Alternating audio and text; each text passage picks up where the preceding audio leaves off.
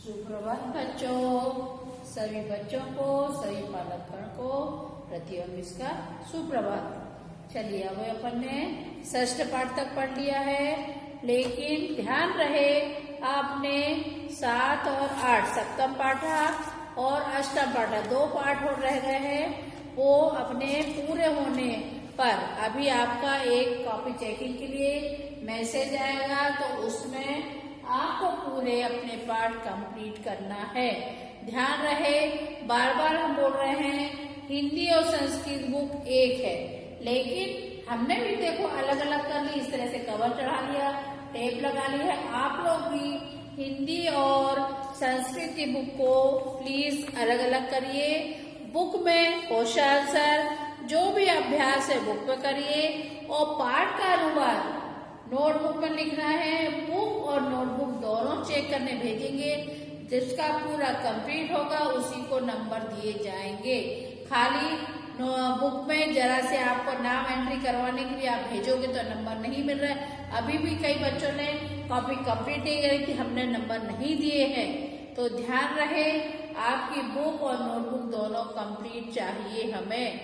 बार बार बोल रहे हैं हिंदी की बुक और संस्कृत बुक प्लीज अलग अलग कर लीजिए, टेप लगा लीजिए, सुई से सील लीजिए, कवर चढ़ाइए, बकायदा उसमें अपना नाम, फोन नंबर सब लिखिए, और बुक भी चेक करने भेजना है। नोटबुक में पाठ का अनुवाद लिखना है। अंडरस्टूड?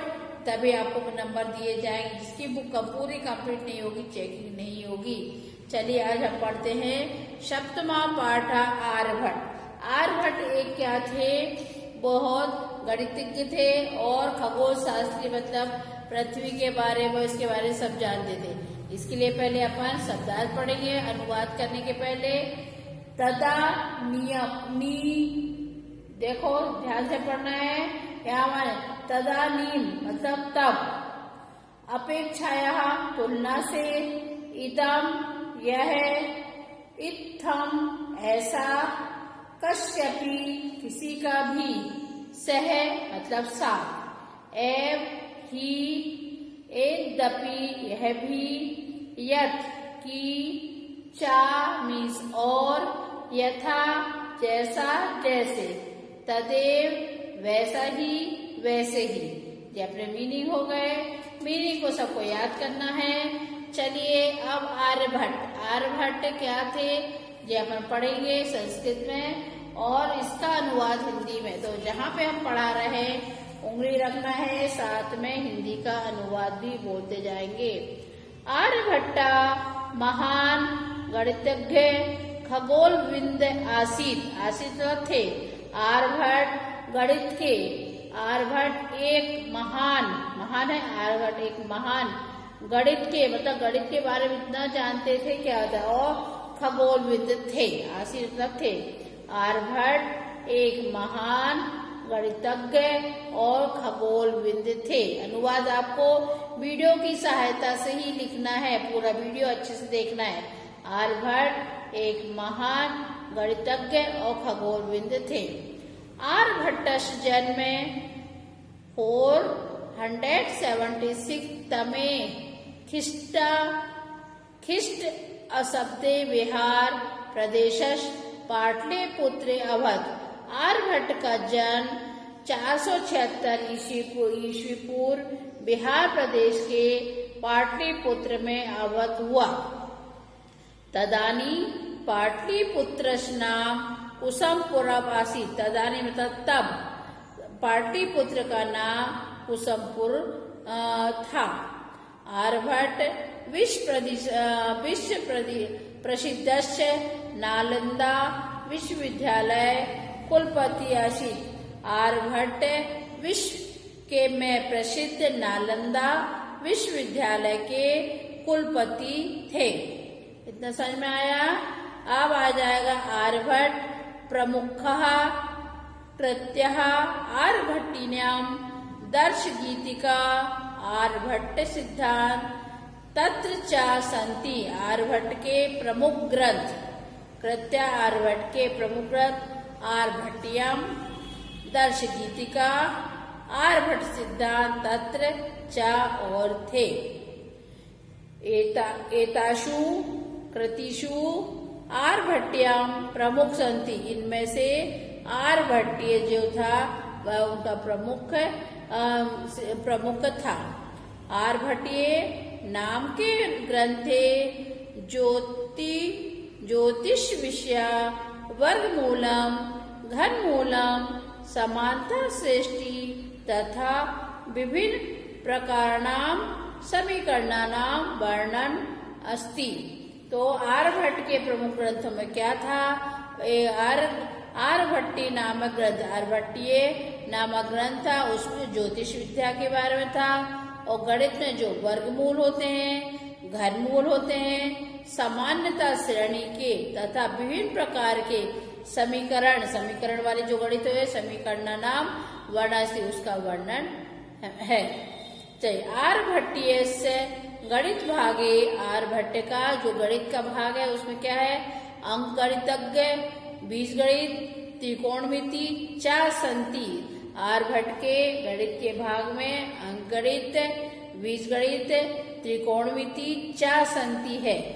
अस्मिन् एतत् भिन्नम, अस्मिन् इनमें से भिन्न, कंटिन्यूड फ्रैक्शंस मतलब द्विघात वाले समीकरण होते हैं, वर्ग लगा रहता है जे, और क्वाड्रेटिक इक्वेशन घात श्रृंखला घात वाले होते हैं जो, योग सम ऑफ पावर सीरीज ज्यामिति वाले एक तालिका होती है, जो साइन वाले गणित होते हैं वो है।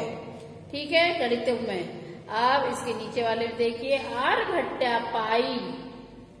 पाई जो गणित में पाई स्क्वायर आता है उसका पाई इत्थित प्रमाणिक मान, पाई का उन्नय प्रमाणिक मान क्या होता है? पाई आर स्क्वायर आता है ना 22/7, उसका उन्नय क्या मान बताया है? 3.1416 इति निरूपित, इन्होंने इसको निरूपित किया है, बताया है। एतत् मानम आर्किमिडीज महोदय, और आर्किमिडीज महोदय की अपेक्षा अधिक प्रमाणिक अस्ति, और इन्होंने इसको प्रमाणित किया है, प्रमाण दिया है। इत्थम अवर्णित, इसका इसमें वर्णन है। फिर चतुरधिकम शत अष्टकम गुणा द्वाषष्टिस्ता सहस्त्राण, उन्होंने क्या बताया है? और इसमें चतुष्षष्टि 4 षष्टकम, और इसमें 100+4 करना जो रहता है, चतुराधिकम सत अष्टम गुणा द्वाष्टम सहस्त्राणाम आयुद्य आयुद्दश विस्कम्भस आसनो व्रत वर्ण, इन्होंने बोला है 100+4, 100 का प्लस करेंगे 4 बार में, फिर इसमें इंटू 4 आ जाएगा, प्लस 62/2000 बराबर, इसका क्या आ जाएगा? 3.1416। इसका इन्होंने प्रमाण बताया, इसका बतलाया है, इस तरह से होगा। आर्यभट्ट त्रिभुज क्षेत्रफल वर्ण्यम अकथ्यम, आर्यभट्ट ने त्रिभुज के क्षेत्रफल का भी वर्णन अकथ्यम करा है। त्रिभुज फल शरीरम समदलम कोटि भुजाद्र सावर्ग, अर्थात कश्यपि भुज क्षेत्रफलम लंबेन सहभुजायाम अर्धस गुणनफलस परिणाम संभवती।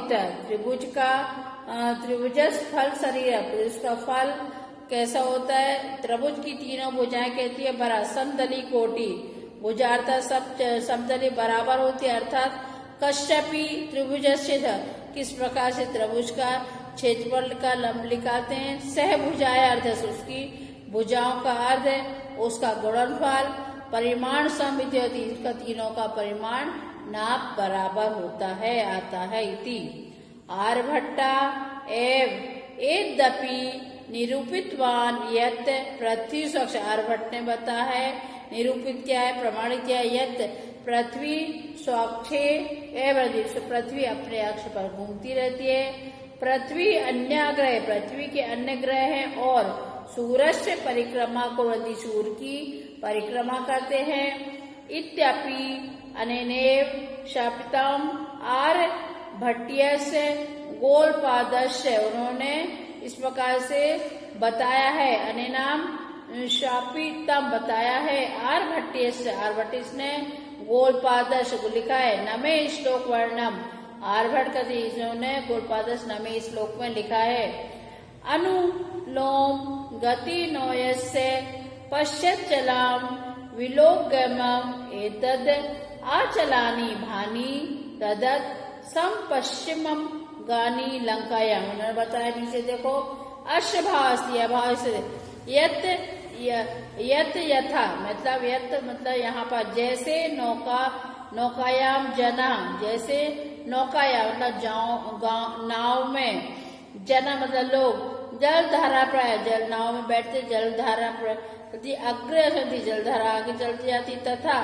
चाचेव चिंतती और उन्हें ऐसा लगता है यत वृक्षा जैसे वृक्ष पाषाण मतलब पत्थर, पर्वत आदाय विपरीत मतलब उसकी विपरीत दिशा में जा रहा उठे, तदेव गतिमान नाम और उनकी गति, पृथ्व्याम आसनाम अपि नक्षाणी पृथ्वी के समान असमान होती है, विपरीत दिशा में चल रही है, चल मापी दर्शन दे ऐसा चलते हुए उन्हें दिखाई देता है। आर्यभट्ट भारतीय वैज्ञानिक, आर्यभट्ट भारत के वैज्ञानिक थे, आतुल्य जिसकी अपन किसी से उनकी तुलना नहीं कर से, आतुलनीय मतलब उसकी तुलना नहीं कर से योग द्वारा वर्ते, अतः एव अस्माकम ये हमारा, इसलिए अस्माकम प्रथम अंतरिक्ष नाम, प्रथम जो अंतरिक्ष था उसका नाम आर्यभट्टे इति कृत आर्यभट्ट रखा गया। अब हम फिर से आपको एक बार हिंदी अनुवाद बोल रहे हैं, आप ध्यान से सुनिए। आर्यभट्ट एक महान गणितज्ञ और खगोलविद थे, ठीक है। अब आर्यभट्ट का जन्म कब हुआ? 476 ईस्वी में बिहार के पाटलिपुत्र में हुआ था। आर्यभट्ट विश्व के प्रसिद्ध नालंदा विश्वविद्यालय के कुलपति थे। आर्यभट्ट के प्रमुख ग्रंथ हैं आर्यभट्टियम, दर्शगीतिका, आर्यभट्ट सिद्धांतम आदि। इन सब से आर्यभट्टियम, इन सब में इतने ग्रंथ हैं, उनमें से आर्यभट्टियम सबसे प्रमुख है, सबसे विशेष है। आर्यभट्टियम ने ज्योतिष की विद्या, वर्गमूल की जो गणित है, और घनमूल की समानता श्रेणी तथा विभिन्न प्रकार के, बहुत प्रकार के समीकरणों का वर्णन है। आर्यभट्टियम जो उनका ग्रंथ है उसमें वर्गमूल के, घनमूल के, त्रिकोणमिति के कई सारे गणितों का, समीकरणों का वर्णन है। आर्यभट्टियम के गणित खंड में अंक गणित, बीजगणित, त्रिकोणमिति इसमें भिन्न है, और द्विघात वाले होते हैं, और समीकरणम, घात श्रृंखला का योग, साइन की तालिका आती है ना, और आदि भी है। आर्यभट्ट ने पाई का प्रमाणित मान 3.1416 को निरूपित किया है, मतलब इतना बतलाया है। यह मान आर्किमिडीज द्वारा दिए गए मान से अधिक प्रमाणिक है। आर्किमिडीज ने भी सिद्धांत बनाया, लेकिन इससे भी ज्यादा उनका यह प्रमाणिक है, सिद्ध किया हुआ है। उसमें आर्यभट्ट ने बताया 100 में 4 जोड़े, फिर 8 से गुणा करके फिर 6200 जोड़े। इस विधि से 220,000 20,000 परिधि वाले वृत्त का व्यास ज्ञात किया जा सकता है। अब देखो इसमें बताया 100 + 4, फिर कोष्टक बंद हो गया, इंटू 8 + 62,000 (2000 3.1416) इसका आता है मूल।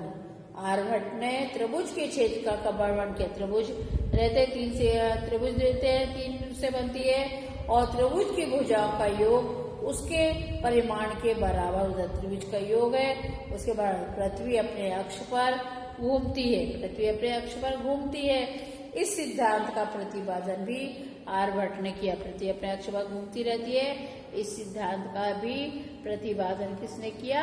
आर्यभट्ट। पृथ्वी तथा अन्य ग्रह सूर्य की परिक्रमा, जो पृथ्वी अन्य ग्रह है वो सूर्य की परिक्रमा करते। यह भी आर्यभट्ट ने ही बताया, हमको नहीं मानता। ये वैज्ञानिक ने खोज की, तब माना पृथ्वी अपने अक्ष पर घूमती रहती है और अन्य ग्रह है जो सूर्य की परिक्रमा, अन्य ग्रह है जो ग्रह सूर्य की परिक्रमा करते हैं। यह आर्यभट्ट ने ही बताया। आर्यभट्ट नियम के गोलपाद में नवम श्लोक, गोलपाद जो है उसमें नवम श्लोक में इसका वर्णन करते हैं। क्या वर्णन करते हैं? आर्यभट्ट ने कहा कि जिस प्रकार नाव में चलने वाले लोगों को यह लगता है, नाव में अपन पैदल आते चलते हैं तो ऐसे कैसा लगता है, पहाड़, वृक्ष, पत्थर आदि उनकी विपरीत दिशा में चल रहे हैं। ठीक उसी प्रकार हमारी धरती भी नक्षत्रों के विपरीत चलती है। जो हमारे नक्षत्र ग्रह है उसके विपरीत चलती है। भारत के विज्ञान क्षेत्र में आर्यभट्ट का विशेष योगदान है। इनकी अतुलनीय, इनकी किसी से तुलना नहीं कर सकते। जिस कारण इसी कारण हमारे पहले अंतरिक्ष यान का नाम आर्यभट्ट रखा गया। इसलिए हमारे अंतरिक्ष यान का नाम, सबसे पहले जो अंतरिक्ष यान बनाया उसका नाम आर्यभट्ट रखा गया। इस तरह आपको अपनी नोटबुक में पूरा अनुवाद लिखना है और मीनिंग भी लिख लेना। बाकी सारी चीजें पुस्तकों में, अभ्यासकारा में जो एक पद्य उत्तर है, पूर्वांकन उत्तर है, सब बुक में ही करना है और बुक और नोटबुक दोनों चेक करने के लिए आपको भेजना है। अंडरस्टूड? ठीक है, आप सुंदर राइटिंग भी लिखो, अच्छे से लिखो। अब केवल एक मंथ है अपना बच्चा, सितंबर, अब समझो ये खत्म होने वाला अगस्त, अच्छे से ध्यान से पढ़ो, एग्जाम में अच्छे से लिखना। ठीक है, बाय, थैंक यू।